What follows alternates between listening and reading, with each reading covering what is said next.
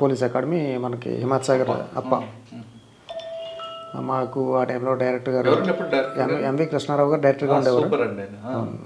So ఆయన టైంలో ఆ సెక్షన్ అయితే మాకు చాలా కఠినంగా జరిగింది. ఆ సెక్షన్ అనంతరం ఒక 6 నెలలు ఆసిఫ్నగర్ పోలీస్ స్టేషన్లో ప్రొబేషనరీ ఎస్ఐగా ఉన్నాను.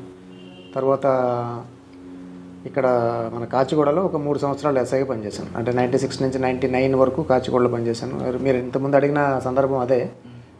అంటే ఎర్లీ డేస్లో అంటే సర్వీస్లో చేరిన కొత్తలోనే ఒక మర్డర్ కేసులో లైఫ్ కన్విక్షన్ వచ్చింది. అంటే కొంచెం అపారమైన తక్కువ సర్వీస్లో మర్డర్ కేసులో యావజ్జీవ శిక్ష తీసుకోవడం అనేది, మర్డర్ కేసులో నేను ఐవో కాదు, కానీ ఏదో కారణం నాకు ఇన్స్పెక్టర్ గారు సుహాస్ చతుర్వేది గారని ఉండేవారు కాచిగూడలో. వారి కింద నేను ఎస్ఐగా పనిచేసినప్పుడు కాచిగూడ రైల్వే స్టేషన్కి కాచిగూడ పోలీస్ స్టేషన్కి సుమారుగా 50-100 మీటర్ల దూరం ఉంటుంది, దగ్గరలో ఉంటుంది. సో ఒక మర్డర్ అయింది సాయంత్రం 4-5 గంటల టైంలో. ఒక ర్యాగ్ పిక్కర్ మర్డర్ అయింది. ఆ మర్డర్లో ఇన్స్పెక్టర్ గారు లేని కారణంగా ఆ సెక్టర్ ఎస్ఐ నేను, ఆ రైల్వే స్టేషన్ సెక్టర్కి నేను ఎస్ఐ. సో ఇన్స్పెక్టర్ గారు లేరు కాబట్టి ఇన్వెస్టిగేషన్ టేకప్ చేయమంటే సుమారుగా ఒక 8-10 స్టేట్మెంట్ రికార్డ్ చేయడం, సైంటిఫిక్గా అప్పుడే ట్రైనింగ్ చేసి వచ్చాం కాబట్టి సైంటిఫిక్ శాస్త్రీయ పద్ధతిలో ఎవిడెన్స్ సేకరించడం, బ్లడ్ కింద కారిన బ్లడ్ శాంపిల్ కంట్రోల్ ఎర్త్ ఇవన్నీ సేకరించడం, శాస్త్రీయంగా ఏవైతే చేయాలో అన్నీ పగడ్బందీగా చేసి అందరు విట్నెస్ స్టేట్మెంట్స్ అన్నీ కూడా ప్రాపర్గా స్పాట్కి వెళ్ళి స్పాట్లోనే టైప్ చేసుకుని నేను అది వీలైనంత వరకు అంటే 80% ఆఫ్ ది ఇన్వెస్టిగేషన్ నాదే జరిగింది. ఇన్స్పెక్టర్ గారు నా ఇన్వెస్టిగేషన్ వెరిఫై చేసి ఛార్జ్షీట్ వేశారు. సాధారణంగా ఐఓలు అంటే మీకు ఇచ్చారు కాబట్టి టైపిస్ట్ మీద లేదా రైటర్ మీద ఆధారపడతారు కదా, మరి మీరు ఎందుకు చేసుకున్నారు? అంటే అప్పుడు నాకు యాక్చువల్గా డీసీపీ గారు మహేందర్ రెడ్డి గారు ఈస్ట్ జోన్ డీసీపీ గారు సార్ మాకు వారి కింద నా బ్యాచ్ చెందిన వాళ్ళు 10 మంది ప్రొబేషనరీ, 10 పోలీస్ స్టేషన్లు ఉన్నాయి ఈస్ట్ జోన్లో. అప్పుడు 10 మందికి సార్ ఏం చెప్పారు, ప్రతిరోజు స్టేట్మెంట్లు రాయడం, సీనియర్ ఎస్ఐ రాసిన స్టేట్మెంట్లు కాపీ కొట్టమనేవాడు. అలాగే ఏ డెడ్ బాడీ వచ్చినా సరే ఉస్మానియా మార్చురీకి వెళ్ళమనేవారు ప్రతిరోజు కూడా మహేందర్ రెడ్డి గారు. దేనికంటే ఆ డెడ్ బాడీ అంటే చిరాకు లేదా కుళ్ళిన డెడ్ బాడీ చూస్తే అసహ్యం పోవాలి, నువ్వు సైంటిస్ట్ లాగా ఆలోచించాలి, డెడ్ బాడీ మీద ఏ ఆధారాలు దొరుకుతాయి, నిందితుడికి సంబంధించిన కావచ్చు, గాయాలకు సంబంధించిన మోడ్ ఆఫ్ కాజింగ్ ఇంజరీ, ఇవన్నీ కూడా అవగాహన వస్తుంది అని ప్రతిరోజు పంపించేవారు. అంటే లోపల మనసులో కొంచెం సార్ అంటే కొంచెం బాధపడేవాడు, అంటే ఒక రకంగా తిట్టుకోవడం అన్నట్టు జరిగేది. అయ్యో సార్ రోజు ఎట్లా పంపిస్తున్నారు, లేదా పని ఎక్కువ చేపిస్తున్నారని. ప్రతిరోజు డెడ్ బాడీ, ప్రతిరోజు అఫ్జల్గంజ్లో మార్చిరీలో ఖచ్చితంగా మా 10 మంది ఎస్ఐలు కలుసుకునేవారు. వెళ్ళి ప్రతి దానికి వెళ్ళమండడం దాని అర్థం ఏంటంటే తర్వాత తెలిసి వచ్చింది. దాని మీద డెడ్ బాడీ అంటే దగ్గరికి వెళ్ళి ముట్టుకోప్పుడు మనం సవాలు మోసే ఉద్యోగం కాదు, పోలీసు వాళ్ళు జనరల్గా అనుకుంటారు మోస్తున్నారు కదా అని చెప్పి. కాజ్ ఆఫ్ డెత్ కనుక్కోవాలి, అసలు దీనివల్ల ఏ కారణంతో జరిగింది. పోస్ట్ మార్టంకి వెళ్ళే ముందే మనం ఒక కంక్లూజన్ రావాలంటే దాన్ని క్షుణ్ణంగా పరిశీలించాలి. సో ఆయన చెప్పిన దాని మీద అవి బాగా మాకు స్టేట్మెంట్స్ మీరే చేత్తో రాసుకోవడం, టైప్ వస్తే టైప్ చేసుకోవడం అనేది ఆయన బాగా స్ట్రెస్ చేసి చెప్పేవారు. సో దాని మీద నేను కూడా అదేవిధంగా అక్కడ టైప్ మిషన్ తెప్పించుకుని కూర్చుని కాచిగూడ రైల్వే స్టేషన్ పక్కన ఒక చిన్న హోటల్ ఉంటే అక్కడ కూర్చొని కొట్టుకున్నాను స్టేట్మెంట్స్. అది ఛార్జ్షీట్ అయిపోయింది, దర్యాప్తు అయిపోయింది. మళ్ళీ విచారణకు వచ్చింది కోర్టులో, నాంపల్లిలో ఎంఎస్జే కోర్టులో.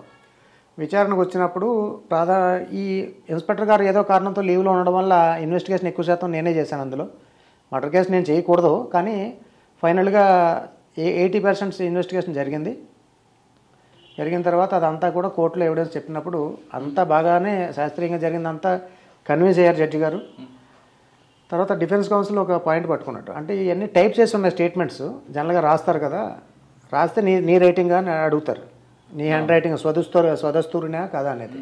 అవునా కదా చెప్తాం. ఈ విషయంలో టైప్ చేసాం కాబట్టి ఎవరైనా చేయొచ్చు, ఎస్ఐ సంతకం పెట్టుంటాడు అన్నట్టు ఆయన పదే పట్టుకుని ఇది టైప్ చేశాడు, మీరు రైటర్ చేశాడు టైపు, మీరు సంతకం పెట్టారు, అంటే యాంత్రికంగా జరిగింది, ఇది మైండ్ అప్లై చేసి స్వయంగా మీరు ఇంట్రెస్ట్ పెట్టి చేసింది కాదు, ఎక్కడో పోలీస్ స్టేషన్లో టైప్ చేస్తే మీరు సంతకం పెట్టారు అని చెప్పాడు.